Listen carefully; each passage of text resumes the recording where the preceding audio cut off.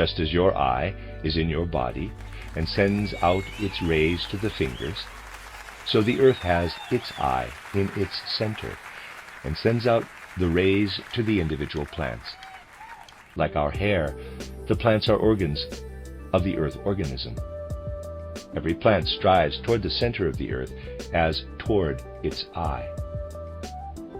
The plant cover of the earth becomes something different to us when we walk along with the feeling that these plants are the outer physical expression of a spiritual content that is connected with the earth. The earth has their eye, but all this lives itself out in the plants. Not until we look at the matter in this way and do not remain with the mere concept does it take on life. If we give a person a slap, it hurts them because they have an astral body. The etheric body cannot feel pleasure and pain. It does not hurt the individual plant when it is pressed, because not all individual plants have an astral body. But the earth has the communal astral body of the plants, and what you do to the plant hurts it. And in the center of the earth are the eyes of the plant. There, what we do to the plant becomes conscious. If we grasp this teaching as something we assimilate with all the forces of our soul, we walk differently over the surface of the earth. Thus, every step in our life becomes an interaction with the earth, as with a conscious being. And we know that this earth feels pleasure and suffering and joy and pain as a whole. Only we must feel this in the right way. We might believe that when we cut a plant, it hurts the earth. That is not the case. When you break off a flower, it is a feeling similar to when a calf suckles milk from a mother cow, which gives the cow a kind of feeling of well-being.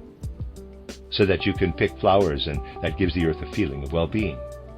But if you pull them out by the root, it hurts the earth as if you were cutting into flesh. If you take this in a way that is filled with life, then you will notice the spiritual relationship you obtain with the earth. When the scythe cuts through the stalks, the clairvoyant sees feelings of well-being sweeping over the earth, over the fields. When a field is mown, a flood of feelings of well-being sweeps over the earth. Our relationship with the world deepens wonderfully when we enter into these truths in a living way. And we feel how it hurts the earth when we tear the plants from the earth, as it does when a hair is torn out of our head. We might object, yes, but it is sometimes a very good feeling not to pull out all the flowers, but to leave them in nature. And sometimes it is good to move the plants and pull them out by the roots. That does not change the fact that uprooting causes pain and picking causes well-being. The moral side is different from the fact itself. A moral approach that has its justification in human life must not be applied to the cosmos.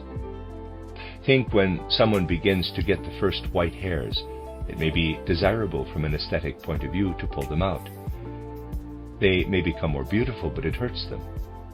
So it may be desirable to transplant plants, but it hurts the earth.